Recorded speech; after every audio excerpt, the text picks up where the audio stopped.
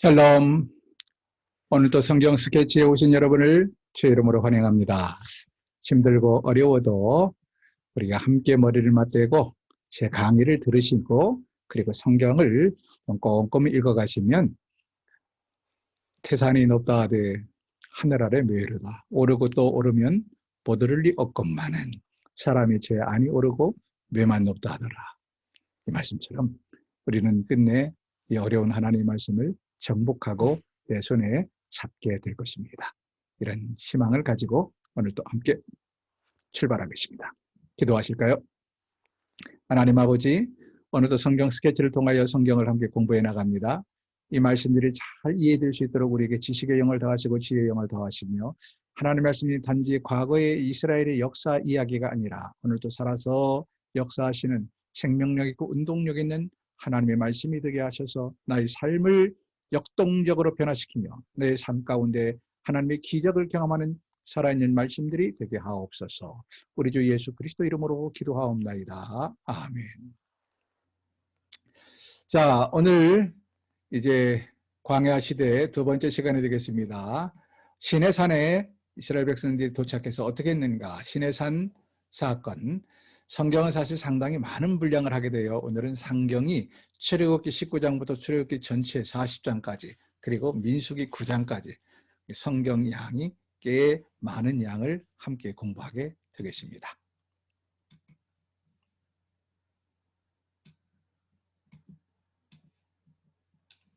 자, 광야 시대를 함께 공부하는데요.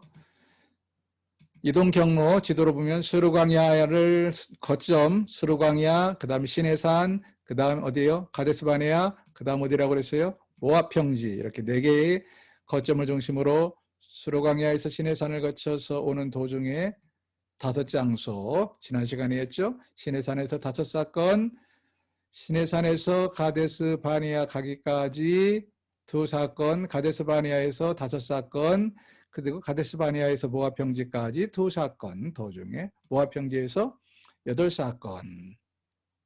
이렇게 지금 공부해 나갑니다. 5장소를 이미 공부했고요. 5사건, 2사건, 5사건, 2사건, 8사건. 그 중에 오늘은 시내산에서 있게 될 이 5개의 사건을 중심으로 광야시대 공부를 해나가겠습니다. 자, 시내산에 도착했습니다. 시내산에 도착해서 약 9개월에서 10개월 동안 머무르는데 5가지 사건이 여기서 이루어진다. 첫 번째 사건이 뭐냐? 모세의 4번에 걸친 시내산 등산입니다. 출애굽기 19장부터 34장까지 기록되어 있는데 여러분 근데 이게 4번인지 어떤 그 학자에 의하면 8번을 오르락내리락 했다고 말하거든요. 그래서 제가 보니까 최소한 4번 이상은 모세가 시내산을 등정했다 이렇게 봐야 됩니다. 우리는 성경을 보면 이런 게 잘 안 보여요. 중요한 건 그냥 대충 보면 성경의 시내산에 한 번 올라가서 다 모든 것을 하나님과 한 번 내지 2번 만난 것 가진 사람이 대충 알죠. 그 뭐야 금송아지 사건이 있은 뒤로 다시 십계명을 받았으니까. 근데 웬만큼 성경 지식 있는 사람들은 대부분 다 그 정도입니다. 아, 모세가 시내산에서 하나님을 2번 정도 대면했구나. 처음 십계명 받을 때 두 돌판, 그리고 두 번째 그 돌판을 깨뜨리고 두 번째 받은 돌판, 그래서 2번 정도 대면했겠구나라고 생각을 하는데 실제로 성경을 쭉 읽어보면 모세가 하나님 앞에 나가서 하나님을 만나기 위해서 시내산을 등정 오르고 내린 것은 최소 4번 내지 8번까지 볼 수 있다 하는 것입니다. 근데 이제 2번이 왜 사람들이 2번을 생각하냐면 십계명 받을 때마다 40일씩을 시내산 꼭대기에 머물렀거든요.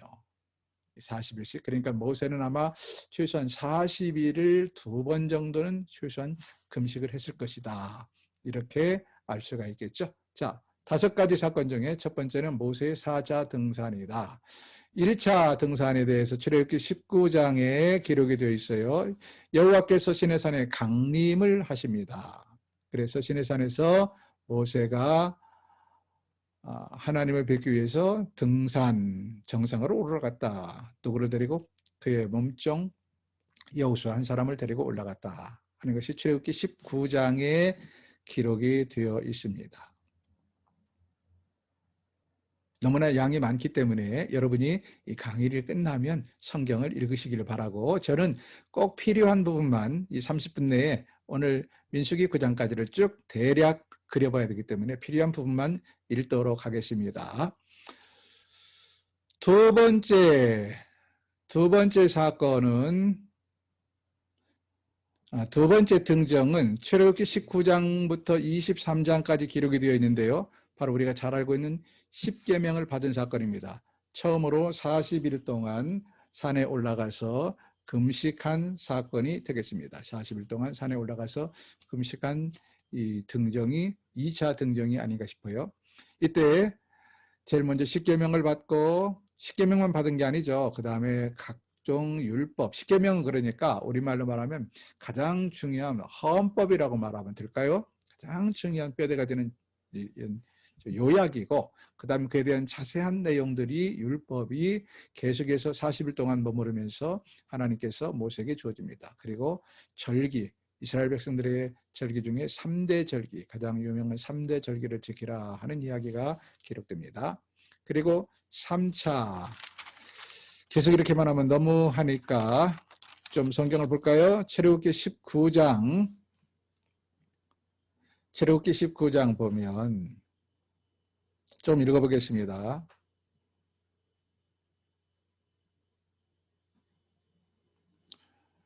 7절부터 보실까요? 19장 7절.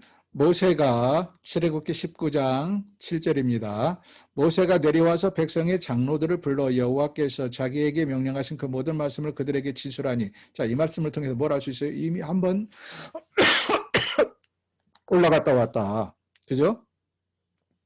산에 등정하고 내려왔다는 걸 알 수 있습니다. 8절. 백성이 일제히 응답하여 이르되 여호와께서 명령하신 대로 우리가 다 행하리이다. 모세가 백성의 말을 여호와께 전하매 여호와께서 모세에게 이르시되 내가 빽빽한 구름 가운데서 내게 임함은 내가 너와 말하는 것을 백성들이 듣게 하여 또한 너를 영영히 믿게 하리 함이니라. 모세가 백성의 말을 여호와께 아뢰었으므로 여호와께서 모세에게 이르시되 너는 백성에게로 가서 오늘과 내일 그들을 성결하게 하며, 하나님께서 모세를 만나는 동안에 백성들이 성결하게 몸을 씻고 옷을 빨아 입고 준비하게 하여 셋째 날을 기다리게 하라. 이는 셋째 날에 나 여호와가 온 백성의 목전에서 시내산에 강림할 것임이니. 이렇게 해서 내려오셔서 십계명을 주시는데 20절 보시면 십계명을 쭉 주시죠. 먼저 십계명 이야기가 나오죠.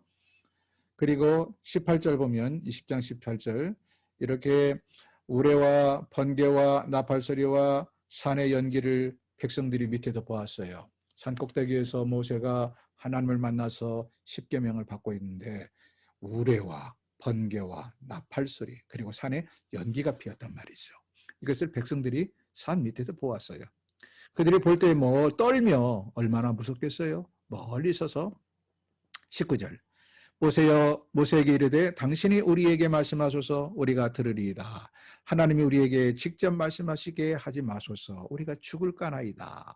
모세가 백성에게 이르되 두려워하지 말라. 하나님이 이 말씀은 너희를 시험하고 너희로 경외하여 범죄하지 않게 하려 하심이라. 백성은 멀리 서 있고 모세는 하나님이 계신 흑암으로 가까이 나아갔다. 기록이 되어 있습니다.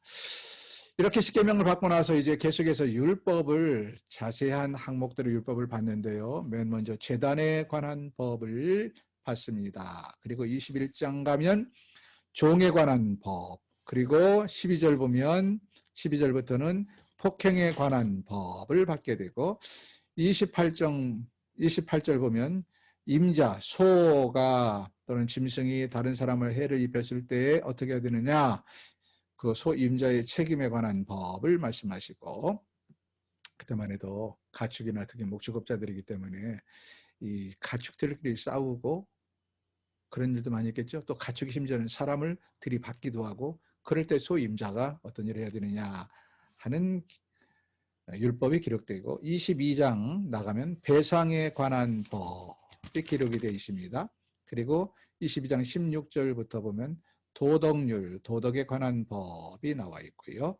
23장 넘어가면 공평에 관한 법이 기록이 되어 있고 23장 10절부터는 안식년과 안식일을 어떻게 지켜야 되는가 하는 법이 나와 있고 그리고 나서 23장 14절 보면 3대 절기를 지키라 하는 말씀이 나옵니다. 3대 절기를 지키라.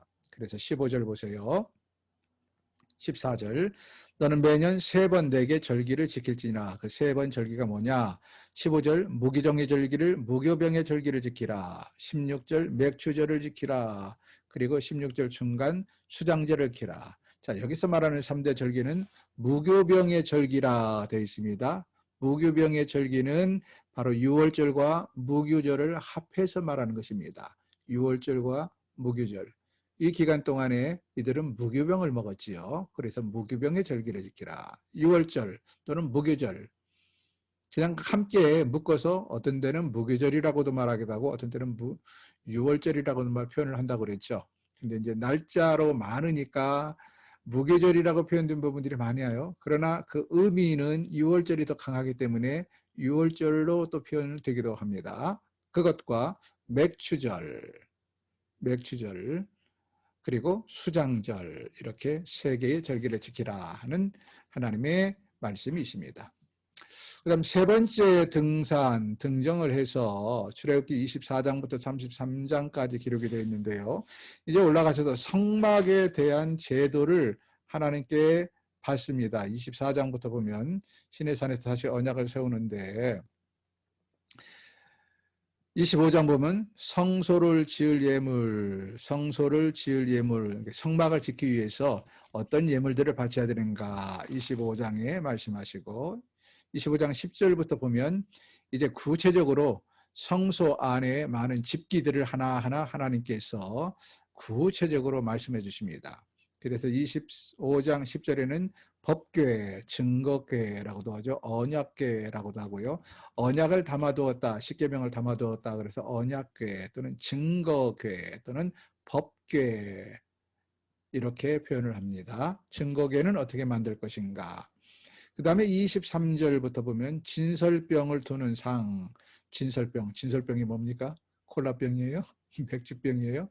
떡병자입니다. 떡병자. 옛날에 우리도 전병이라는 말을 하죠. 지금도 전병이라는 말을 쓰죠. 떡병자거든요. 이렇게 진설해 놓는 떡을 진설병이라고. 진설병을 올리는 상. 쉽게 말하면 혹시 우리나라에서 제사 드릴 때 제사상 보시나요?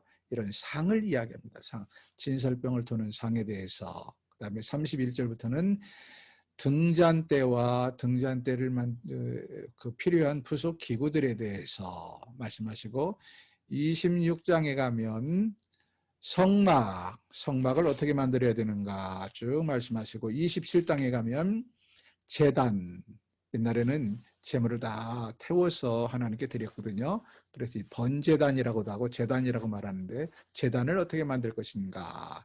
그 다음에 27장 9절부터 보면 성막에도 뜰이 있습니다.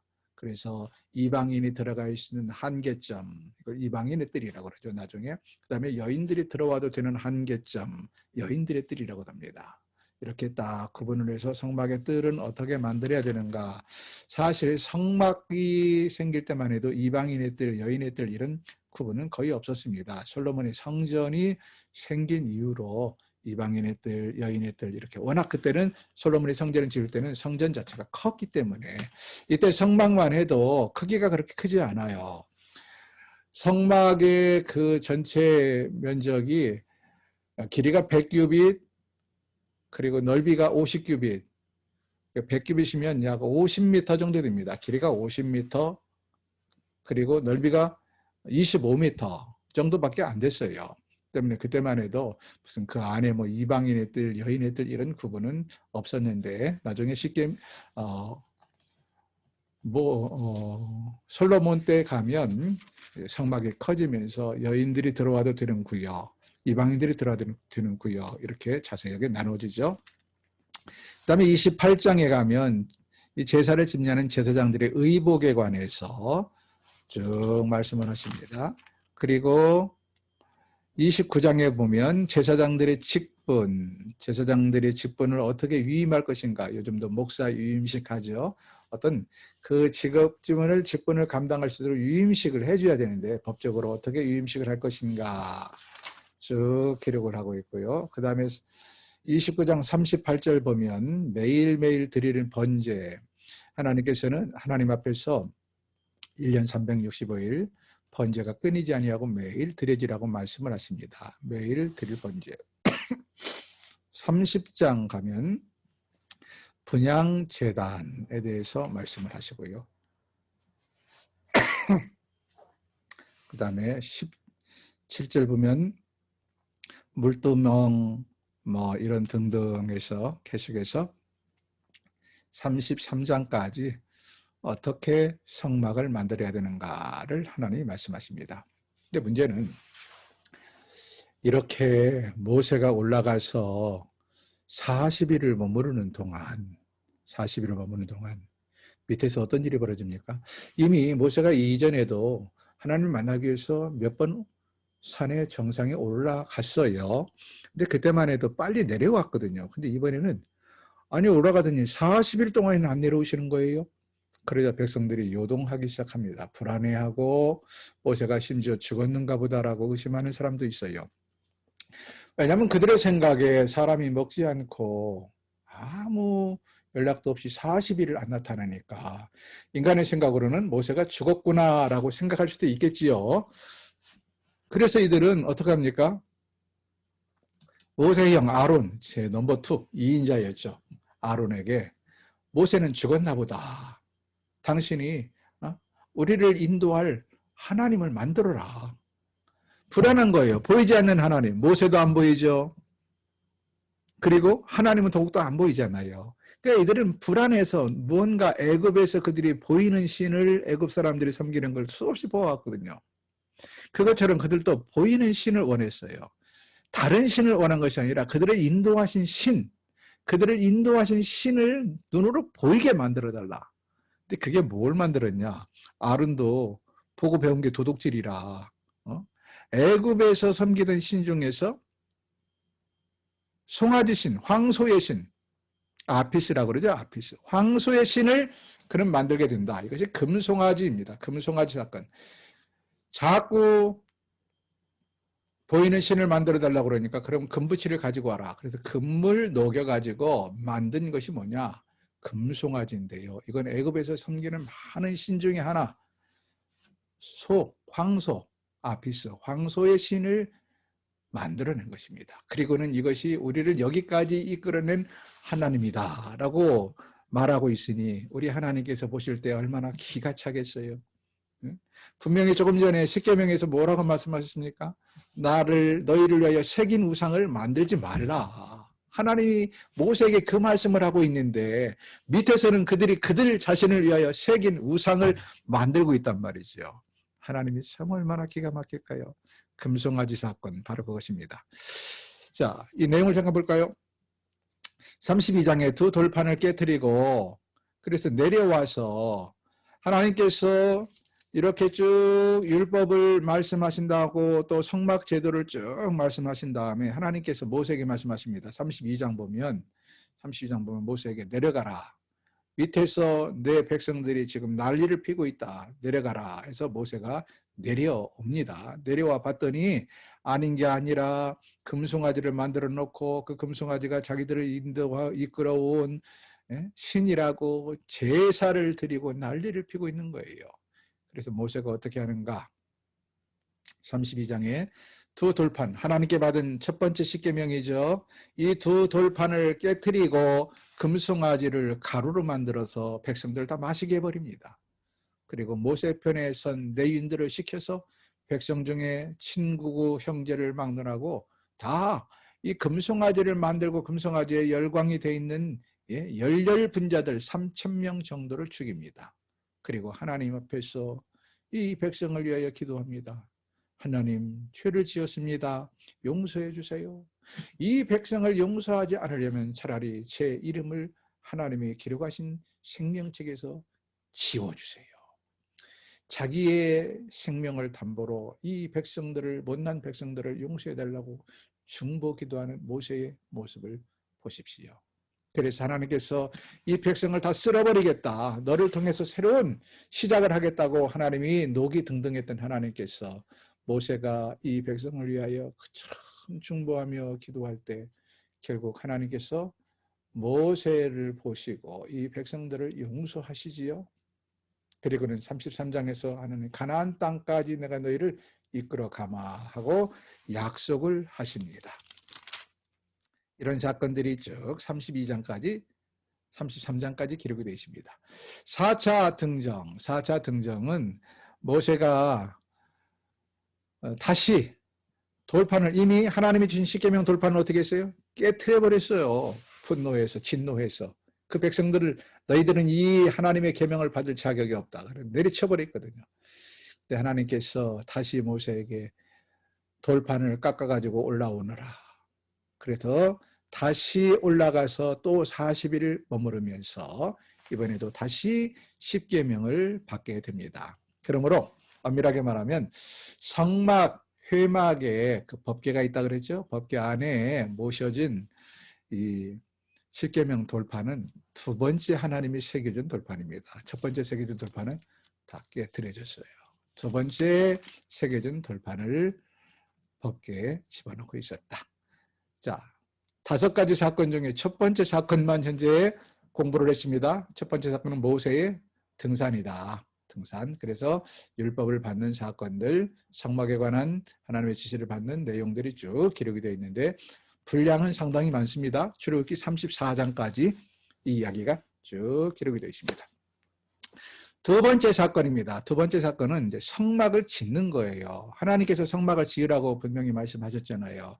그래서 성막을 어떻게 지어야 되는지, 크기는 얼마나 해야 되는지, 재료는 뭘로 해야 되는지, 집기는 무엇을 만들어야 되는지 하나님이 일일이 설명하셨기 때문에 이제 하나님의 지시대로 성막을 짓는 내용이 바로 두 번째 사건입니다. 출애굽기 35장부터 40장까지 그 내용이 쭉 기록이 되어 있습니다.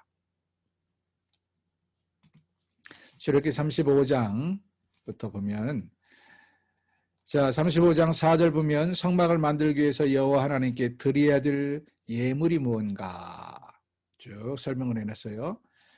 그러자 20절, 35장 20절부터 보면 백성들이 자원하는 마음으로 하나님께 예물을 드렸다 하는 말씀이 기록이 되어 있고, 30절부터 보면 이제 예물이 건축 자재가 준비가 되었어도 중요한 건 뭡니까? 건축을 담당할 전문가, 전문가 일꾼이 필요하죠. 그래서 성막 일꾼을 세우는 모습이 30절에 나옵니다. 30절 보실까요? 35장 30절. 모세가 이스라엘 자손에게 이르되 볼지어다 여호와께서 유다 지파 훌의 손자 우리의 아들인 부살렐을 지명하여 부르시고, 부살렐이라는 사람이 나옵니다. 34절. 또 그와 단지파 아히사막의 아들 오홀리압을 감동시키사 가르치게 하시며, 자, 2대 장인이 나옵니다. 한 사람은 건축의 장인이고 한 사람은 뭔가 이렇게 만드는, 건축이 아니라 성막의 부속품을 만드는 성구를 만드는 이 장인.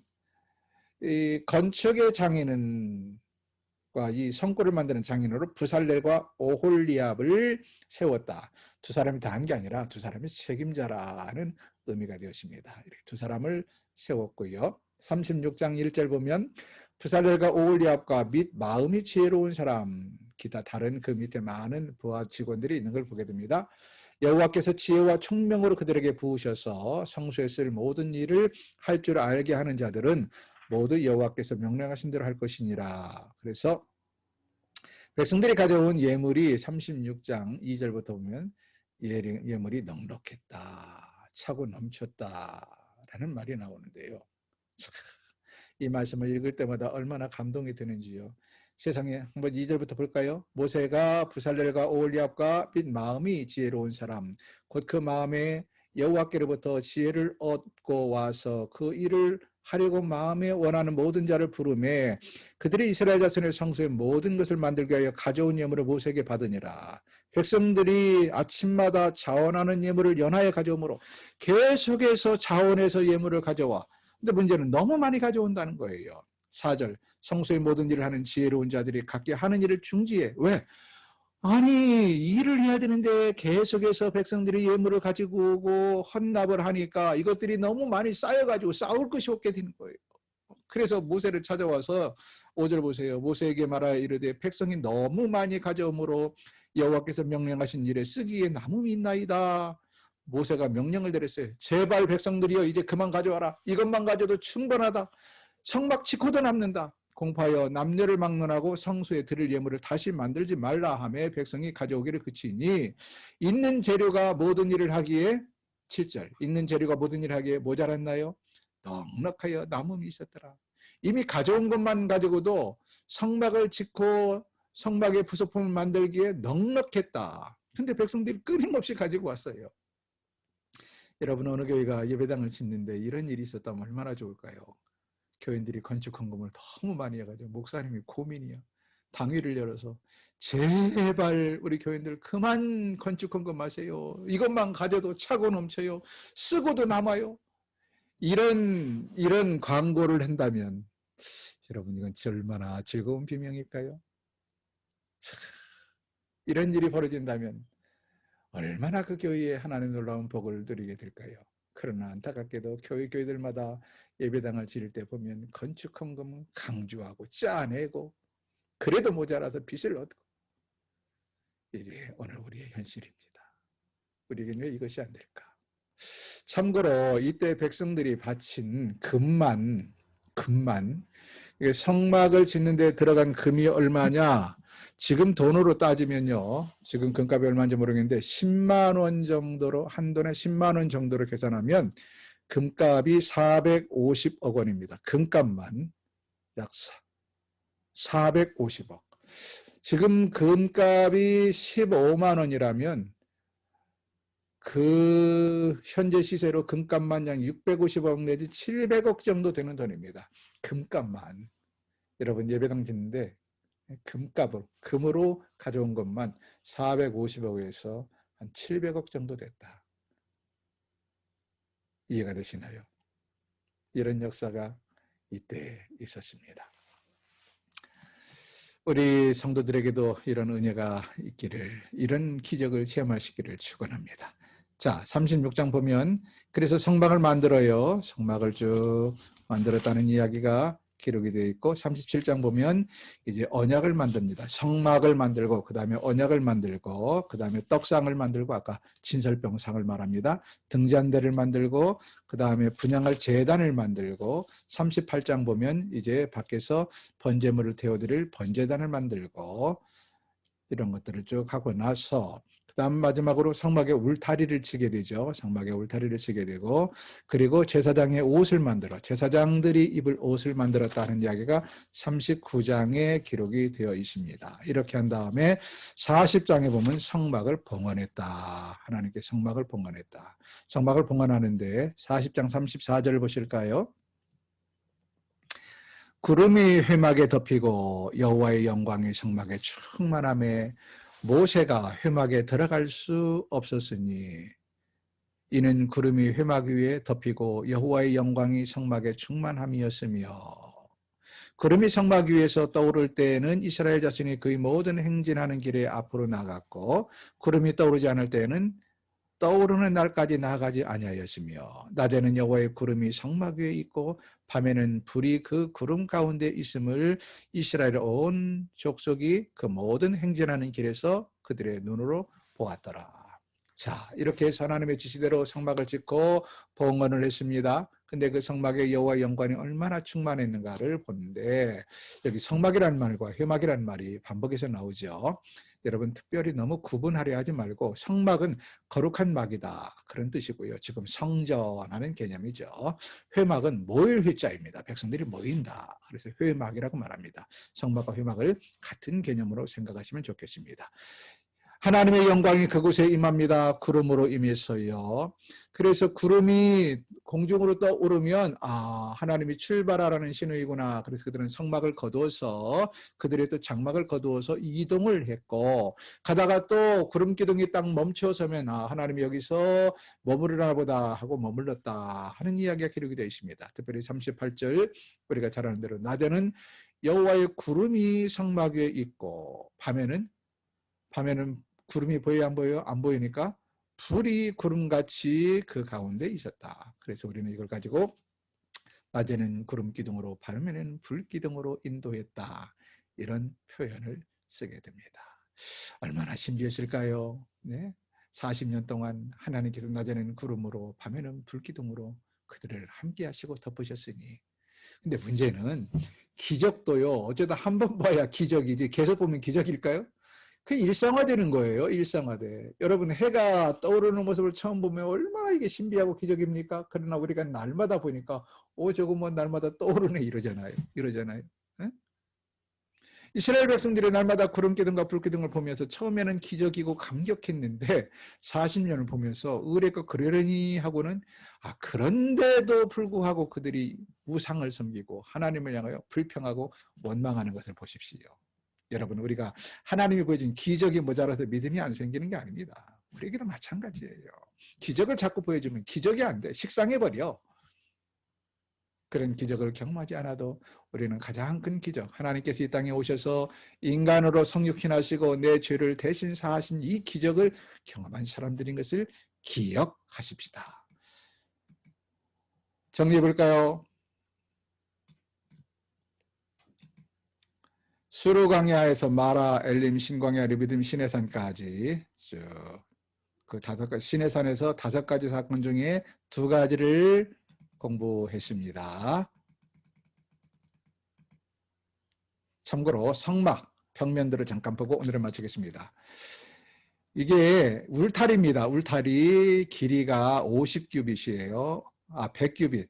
한 규빗은 이 팔로 이거 보여드려야 되겠군요. 여러분 제 팔이 보이나요? 한 규빗은 이 팔로 여기서 여기까지입니다. 여기 꼭대기에서 손에서 여기까지. 사람마다 조금씩 차이가 있지만 평균 50cm 잡으면 돼요. 팔 길이가 작은 사람, 큰 사람인데 50cm. 이게 한 규빗입니다. 그러므로 지금 이 성막의 크기를 보면 울타리가 이게 100규빗이에요. 그럼 몇 미터? 50m입니다. 50m. 그리고 넓이는 50규빗입니다. 50규빗. 그러니까 25m. 지금 도량형으로는 50m 길이, 넓이 25m. 그리고 울타리니까 높이가 있겠죠. 높이가 이게 5규빗이거든요. 그러니까 약 525, 2.5m의 울타리가 쳐져 있습니다. 그 안에요. 그 안에 성소가 있는데 성소는 이게 30규빗입니다. 30규빗 그리고 10규빗. 30규빗, 10규빗을 둘로 나누었어요. 3분의 1로. 이렇게 30규빗이군요. 30규빗, 10규빗. 안쪽을 지성소라고 그러고 바깥을 성소라고 그러는데 휘장으로 쳐서 막았고요. 지성소는 이 그림이 좀 이렇게 삐딱하게 됐는데 여기서 여기까지 10규빗이고 그리고 폭도 10규빗입니다. 그래서 딱 정사각형으로 되어 있어요. 10규빗, 10규빗. 성소는 이것의 2배입니다. 20규빗, 20규빗, 10규빗이 되겠습니다. 이렇게 둘로 나누어졌고 이 안에는 뭐가 있느냐? 출입문이 있고요. 이 안에는 출입문, 이 성소 밖에 먼저 해야 되겠네요. 성소 밖에 출입문에 들어오자마자 번제단이 있어요. 번제단의 앞에는 물두멍이 있고, 그러니까 물두멍은 물을 담아놓는 큰 항아리입니다. 이 항아리에서 물을 떠서 무슨 손도 씻기도 하고 또 재물들을 깨끗하게 씻기도 했습니다. 그리고 번제단에서는 재물을 태워드렸다. 이 성소 안에 들어가면 성소와 지성소로 나뉘는데 성소 안에는 크게 진설병이 있어요. 진설병은 아까 떡상이라고 그랬죠. 떡을 이렇게 진열하는 성. 그리고 반대에 금등대가 있고 7촛대가 있고 앞에는 분향단이 있습니다. 성소에는 크게 이 3가지가 들어갑니다. 진설병, 향단, 금등. 그러면 지성소에는 뭐가 있나요? 딱 한 가지밖에 없어요. 언약궤 또는 법궤라고도 말하죠. 이 언약궤, 법궤는 나중에 또 기회가 되겠지만 2 부분으로 되어 있습니다. 법궤와 그 뚜껑에 해당하는 시은소 2 부분으로 되어 있다. 나중에 자세하게 공부를 하게 될 것입니다. 사랑하는 여러분, 우리는 이 이스라엘 백성들의 역사를 통하여 3,500년 전의 이 역사, 이때는 진짜 성막이라고 말을 했고요. 또 이것이 이제 솔로몬 때는 성전이 되지요. 그리고 지금도 우리는 예배당을 성전이라고 말하시는 분들이 계시고, 특별히 예배당 건축할 때 성전 건축한다고 그러는데, 지금은 성전의 개념이 이것이 아닙니다. 예수 그리스도께서 성전이 되셨고, 그리고 우리의 몸이 성령이 거하는 전, 우리의 몸이 성전이 되셨습니다. 지금은요, 그래서 장소의 개념이 중요한 것이 아니라 내 안에 예수 그리스도가 살아 계시느냐, 내 안에 예수 그리스도가 계시면 내가 성전입니다. 우리의 몸이 성전인 것을 알고 거룩하고 순결하게 우리의 몸을 유지할 수 있기를 주의 이름으로 축원을 합니다. 오늘은 여기까지 하겠습니다. 수고 많으셨고요. 사랑하는 성도 여러분, 오늘은 성경을 읽을 부분이 너무 많습니다. 적어도 출애굽기를 전체를 15장부터 40장까지 쭉 읽어보실 수 있기를 주의 이름으로 축원하고, 한번 읽어서 한번 읽기도 사실 지루하긴 하지만 쉽지 않을 것입니다. 한번 읽어서 이해가 잘 되지 않을 거예요.